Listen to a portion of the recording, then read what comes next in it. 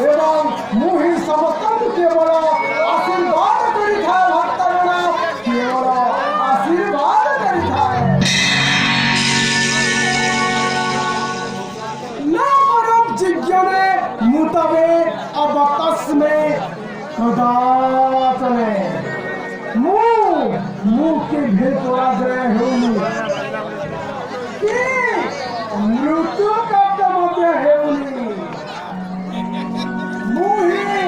जगत निर्माण करता हे प्रजाजन ईश्वर प्राप्ति पाई जन्म हो मो निकट के ही हे भक्तगण मु सत्य मार्ग चालुथिबा मुते तुष्टि करुथिबा भक्तଙ୍କୁ मु केवल सज्ञान सद्बुद्धि एवं मनोजन